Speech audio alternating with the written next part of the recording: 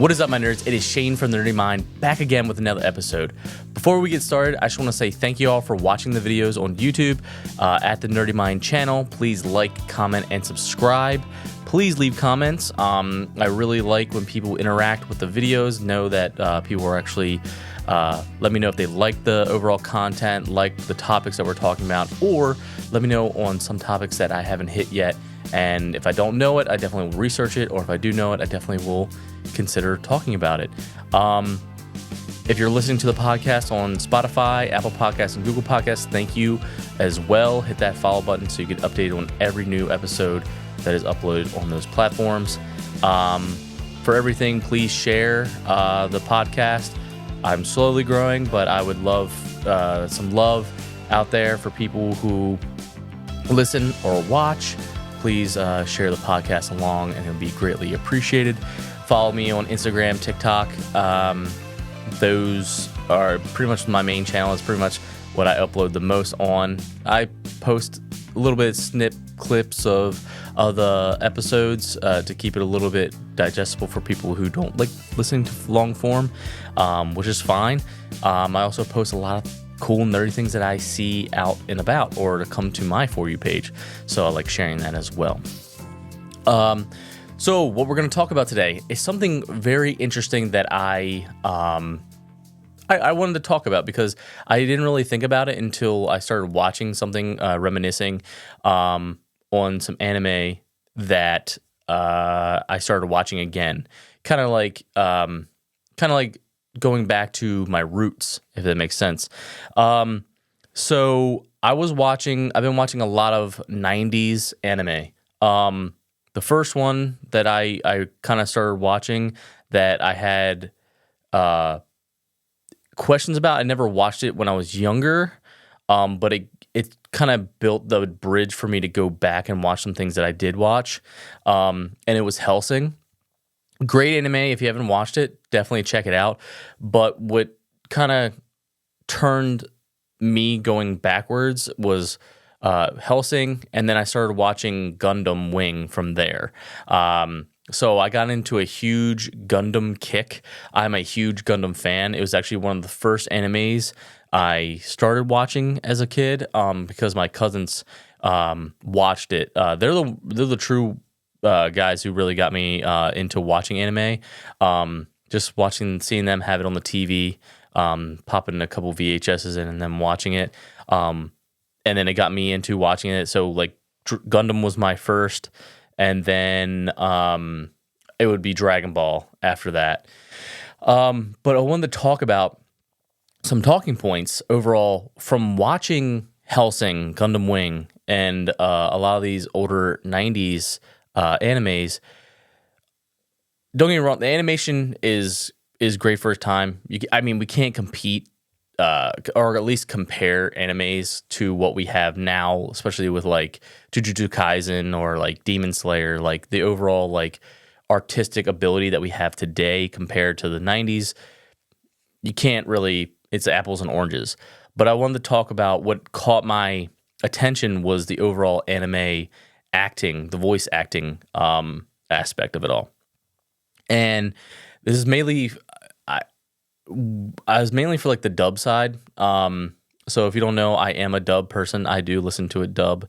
But, make it hate for that, please. This is just my opinion. And this is what I do. But I will listen to a dub. And it was very interesting watching Gundam Wing and listening to the dub acting, voice actors compared to voice acting now. And it was like watching episodes of Gundam Wing and then people like yelling to express the emotions at like certain points where it didn't really make sense, really caught me off guard. I will definitely play clips of things that like piqued my interest about it. But I want to talk about some talking points on like, and then we can just like overall like appreciate where we are at now with anime versus, where we are now in anime from where we came from. And like, I guess one of my main points, anime back in the 90s versus now. one of the main points for me, and I have it all written down, was the overall evolution of the voice acting. This comes from the dub side. I don't really remember listening to too much sub back in the day. But they say that so like modern voice actors often have extensive training and specialization in anime, bringing a higher standard to their work. More established companies, better training, and dedicated voice acting schools have raised the bar for talent. And it's not to say that 90s voice actors that were doing dub are not talented. For the equipment and the overall, I guess, push back in the 90s, it obviously, anime wasn't like a big cultural thing here in America. And now it's blown up to like this big thing. Like, we talk about it all the time. Like, I remember when no one listened to anime. I felt like I was the only one out here watching anime, and you were overall ostracized. You were a loser if you watched it. And to some points, it'd be true. Talking about like Pokemon or Yu-Gi-Oh or Yu Yu Hakusho or Inuyasha or anything in school, they'd be like, "What the hell are you talking about?" Like, I feel like some people just think like you were obviously uncool if you watched it, but I didn't care. And if you brought it up, people were like, they closeted watched it, or they did watch it, but they just didn't want people to like, know about it. And it goes to show that, the culture of America at the time didn't really, it was kind of like a niche thing. People didn't really watch. It wasn't as big as it is now, because I talked to a lot of people who never watched anime before, and they're like, "Damn, why didn't you tell me about this anime thing?" I'm like, "I did," and they're like, "Well, it's fucking sweet," and I'm like, "I know, I know."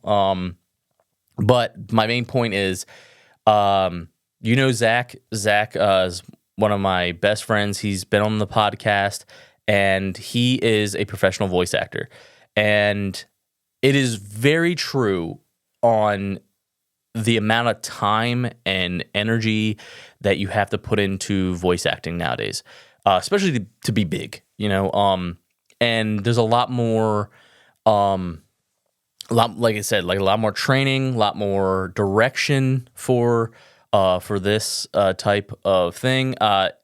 Zach, I wouldn't say right now in his career doesn't particularly do anime voice acting. He does a lot of commercial style. But I know he wouldn't mind getting a role in anime if he could, and I think he's actively trying.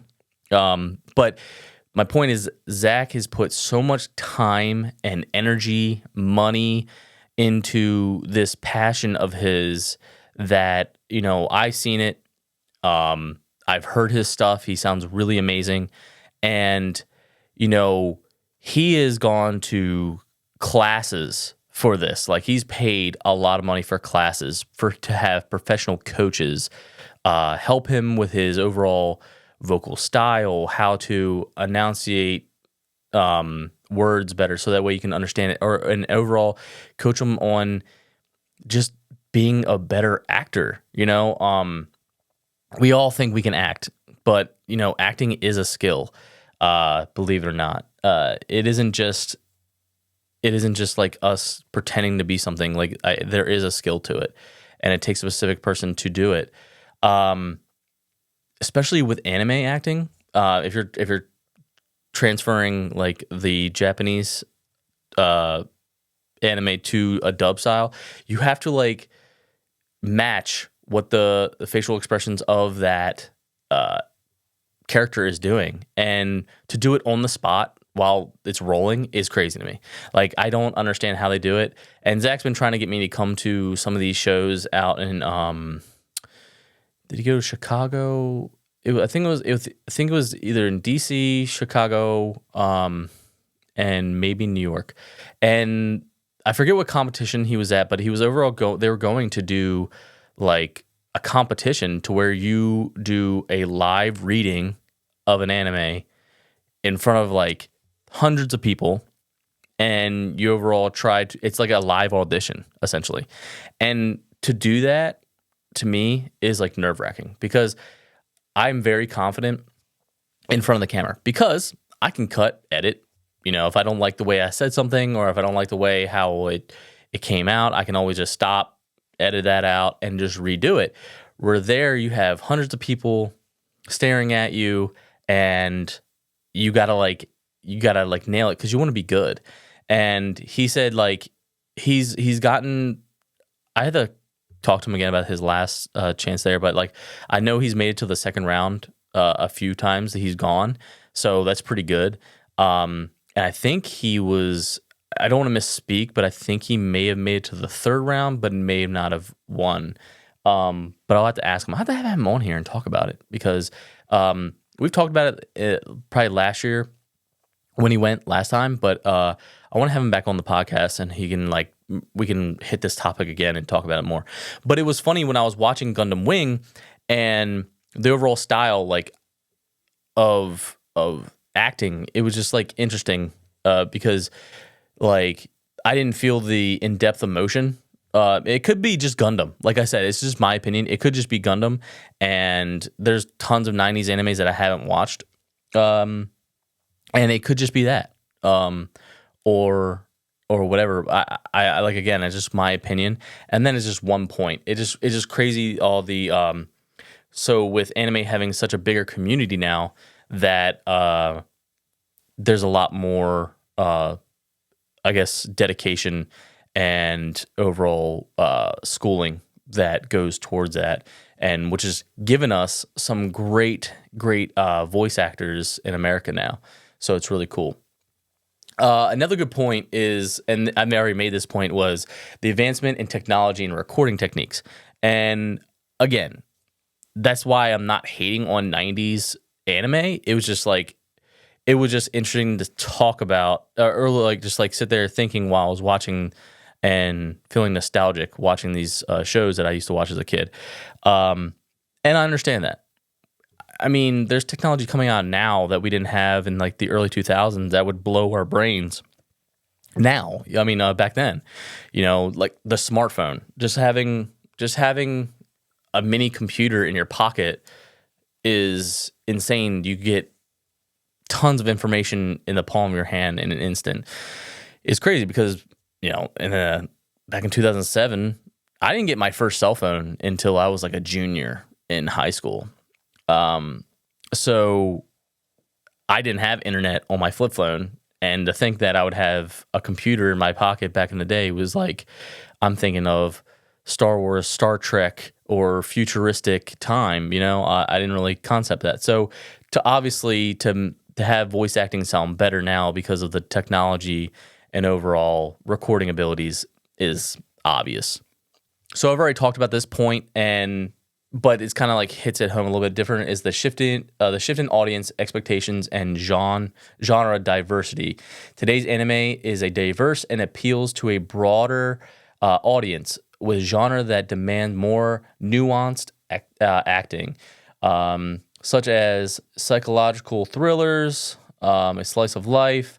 Voice actors are expected to deliver a wide range of emotions to meet the genre's needs. And I agree with that as well. Again, it comes back to training. There's more with anime now being more culturally accepted. Or I'd say more range of people who are actually watching anime, which gives more companies the idea, well, obviously there's a niche for this. There's obviously an audience for this. So let's actually dump money into this to have better acting and have better overall skills.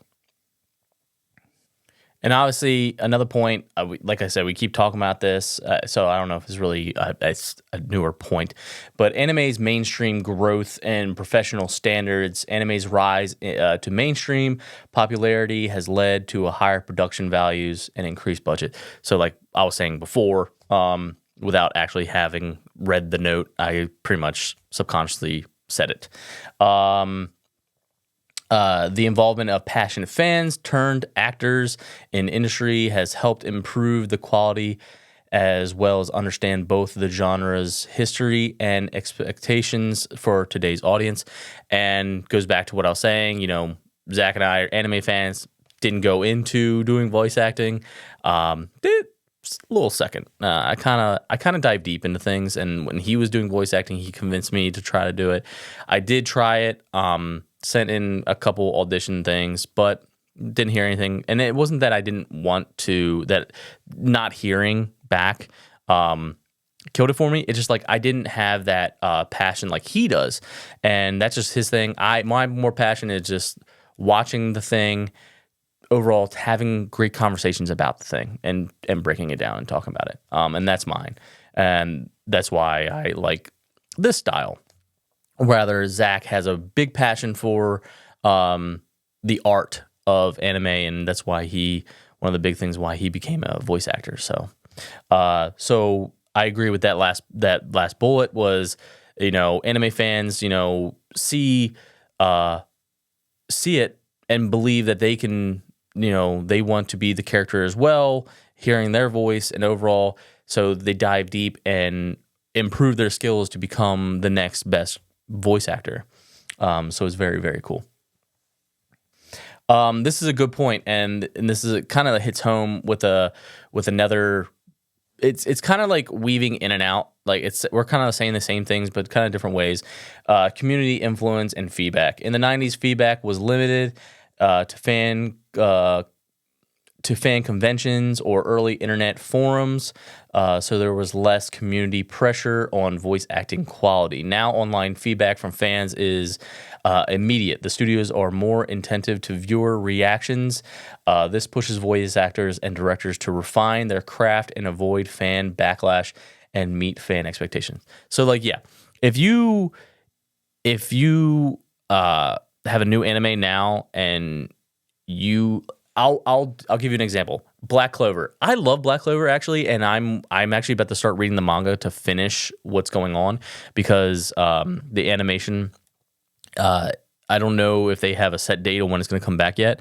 But from what I saw, they don't have a confirmed date. So I just finished it, and I have it it's deep in my brain right now that I haven't. This itch to know what happens next, and I don't think I can wait. So the point is, Asta, the main character, and I made this point, is that if you haven't watched Black Clover, yes, in anime, the hyper energy and overall the loudness is what my wife will say in anime can be crazy. But the main character, Asa in Black Clover, he yells a lot. Like he yells a lot in the early seasons, or at least early episodes. Bet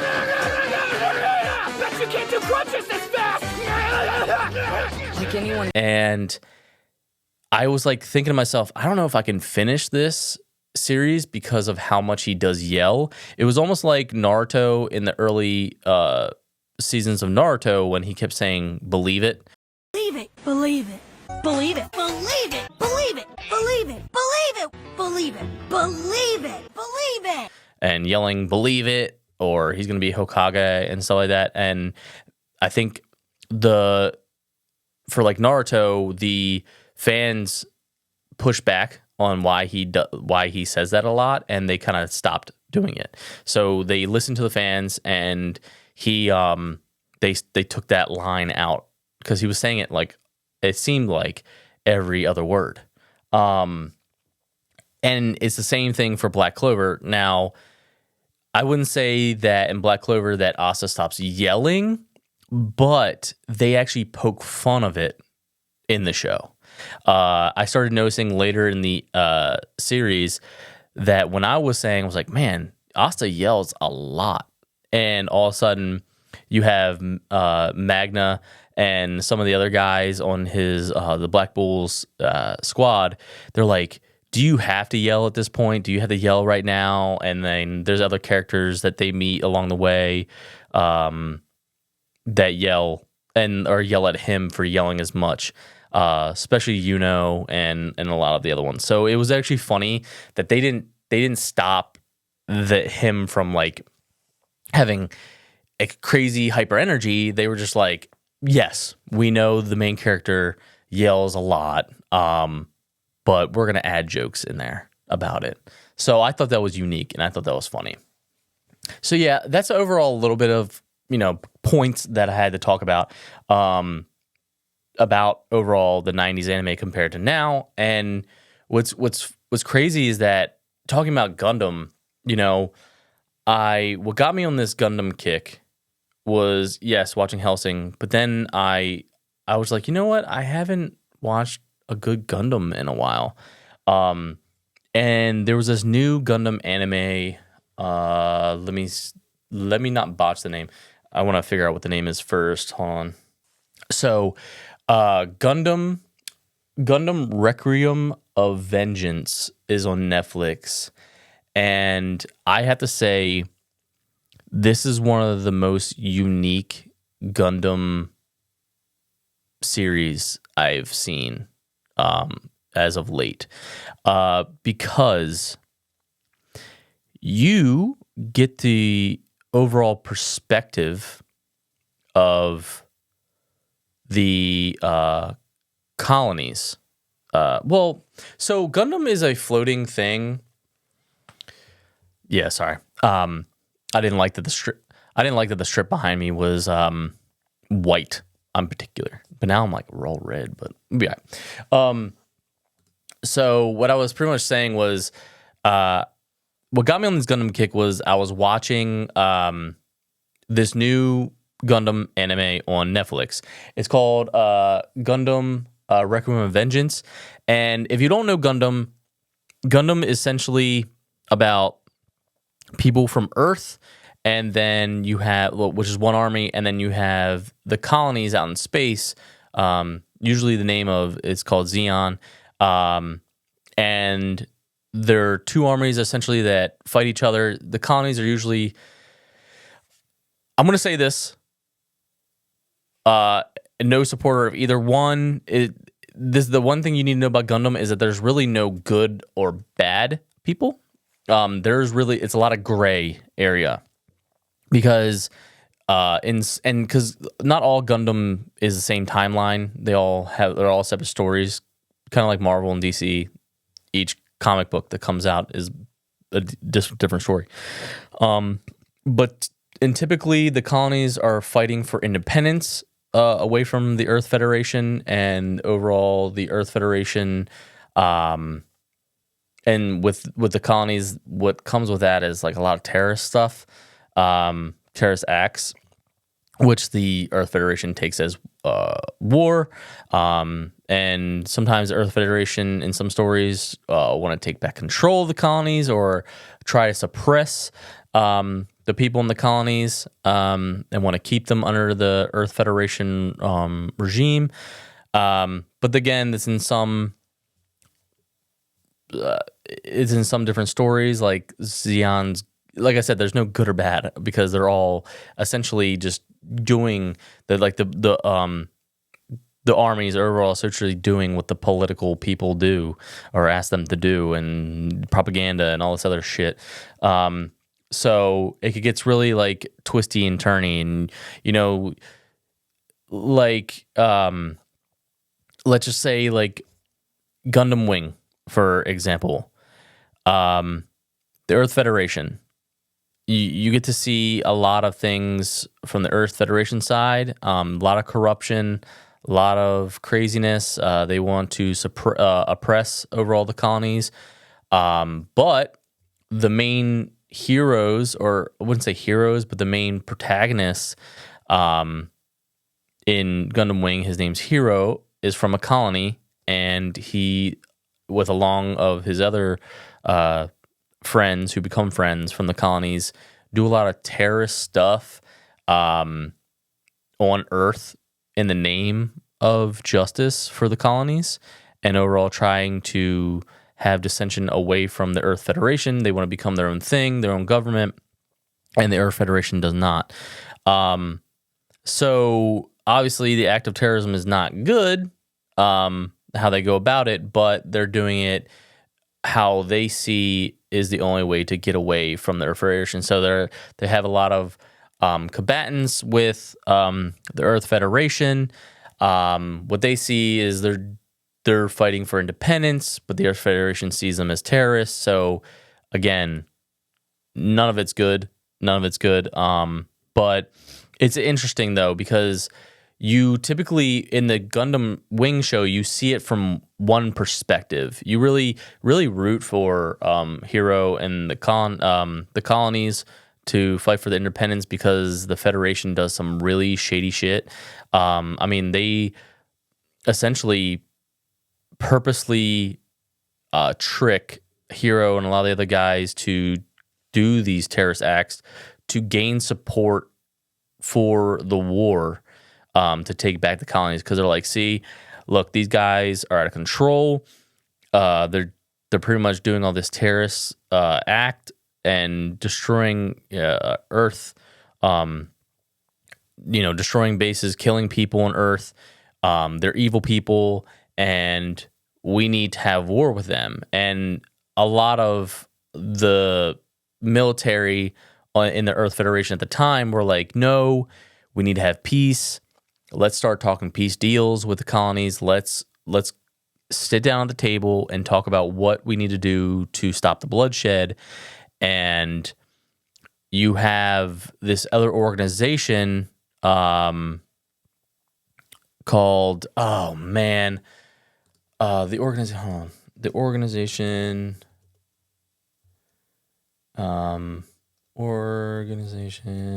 in Gundam Wing is called. I was gonna hit me. It's gonna hit me when I know it.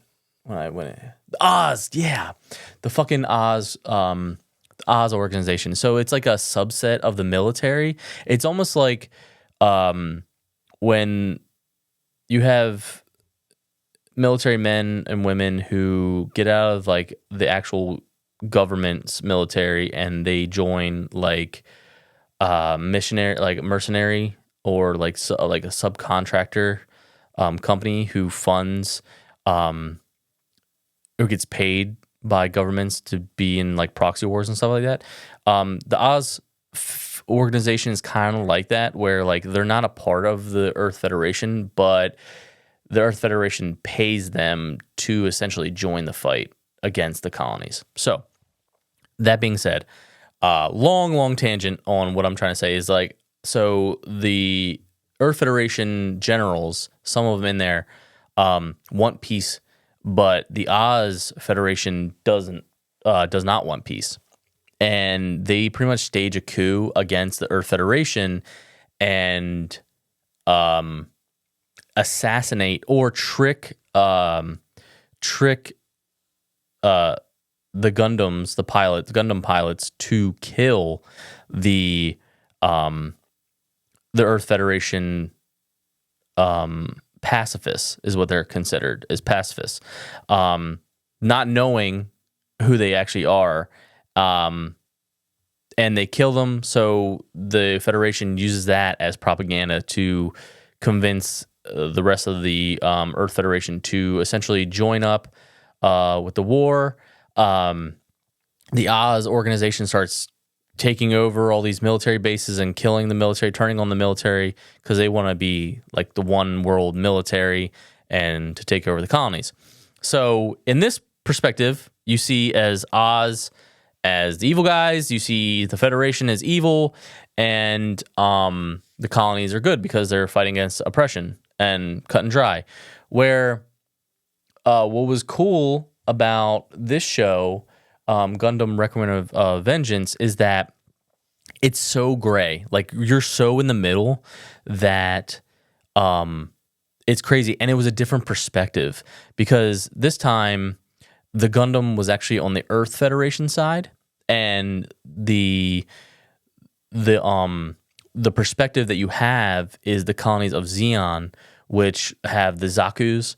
I'll throw an image of a Zaku right here. So that's a Zaku, and this is what the Gundam is, and this is how they see the Gundam right here. That's how they see the Gundam. Rather, if you like watch an anime of like Gundam Wing or Gundam Unicorn, they see the Gundams as like they're heroic. They're really bright. They're very they look how they color it. They make the Gundams look like the hero, the overall good guys of the show. And the Zaku's, they kind of have a menacing look. They look evil. So it's interesting, and that's how the colonies of Zeon see the Gundam on their side. So the whole show, you're seeing the perspective of the overall invaders of Earth, trying to take Earth back for fighting for their independence. So it was interesting, but it's also interesting because this is where I say the timelines don't like interlock, because like the Gundams will be on the Zeon side, or because they have advanced technology now, and they were repressed because the mobile suits, the Federation had mobile suits, and the Gundams are like just an advanced style of mobile suit, which can take out a lot of normal mobile suits. And it was interesting to see that the Earth Federation is the Gundam and is fighting against Zeon, who has the regular mobile suits. So it was really interesting when they see the Gundam, and the Gundam has dark red eyes, and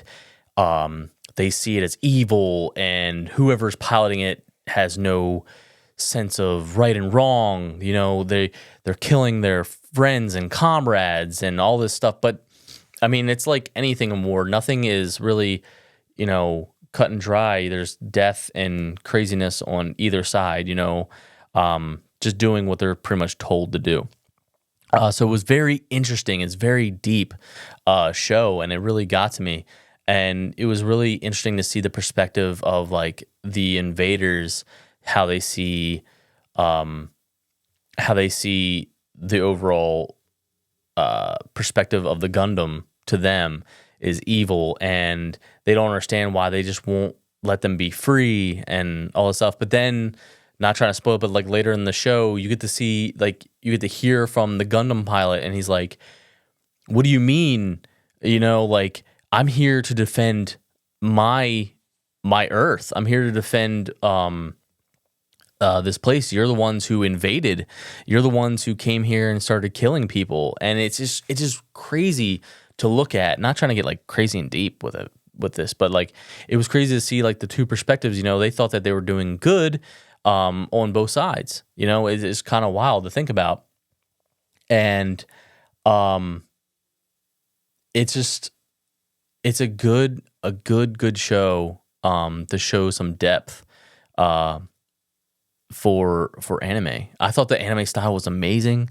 I thought it was definitely like it's crazy because like it's not your typical anime style. It was really like had depth to it, more like a CGI show more than anything. And the effects were crazy. The acting is good. The story is amazing. I hope they come out with another season, and it doesn't just end with just that one. But I don't see it like actually having another season, because how it ended was sort of it kind of ended itself. But I think they could go a direction with it where it would work out to have another season. But yeah, watching Gundam my childhood, especially with the original, like with just the regular animes, you kind of know, you kind of feel who the good and bad guys are, especially depending on what side the Gundams are on, is usually like the good guys. But seeing the opposite side of it, seeing the perspective of the people who are piloting the Zaku's is very interesting in how they see the Gundam. So definitely give this anime a chance on Netflix. It's like 7 episodes, so it's very quick. Let me see how many episodes it is. Let me see. Oh man, let me see. Gundam Recommend Vengeance is 6 episodes. So 6 24-minute episodes. You'll be able to power through it quickly. And I know that you'll like it. You'll like it a lot. But yeah, so that's all I have for you today. It's a little bit of a short episode, but I overall wanted to talk about something interesting to me. I thought it was very interesting watching 90s animes, and I definitely want to rewatch a lot of 90s animes like Cowboy Bebop, Yu Yu Hakusho, and stuff like that to kind of like see if it all still holds up today compared to like, so that way I don't have one perspective of just Gundam, you know, because it could just be Gundam, you know, dub that was very interesting. But those are overall my points. Please don't get mad at my points. It's just how I see it and how I feel about it. You know, please leave a comment on what you think, and overall, like, if you agree with me, if you disagree with me, it's okay, but let's be kind in the overall comments there. And leave a comment on things that you would want me to watch. Leave comments on things that that you overall are enjoying at the moment. I'm always looking for new things. Like I said, please like, comment, subscribe on the YouTubes. Please like, comment, subscribe on my Instagram and TikTok at The Nerdy Mind. Follow on Spotify, Instagram, and Twitter, or known as X. So definitely go check those out. I appreciate you all for listening. I appreciate you all for watching, and just know that there's going to be more stuff coming out on the podcast. They're not as frequent, but it's just because this is just fun to me, and I am trying not to put too much pressure on myself. I'm putting out episodes as they come. Definitely trying to get Tyler or Zach on, maybe Jason, some other new guests. It just right now time isn't matching up. I mean, we're like middle through November already, and that's insane to me. So the holiday season's coming, which is never good for anyone because we're busy, loaded up with stuff. So definitely we'll try. But yeah, overall, thank you for watching, and as always, stay nerdy, my friends.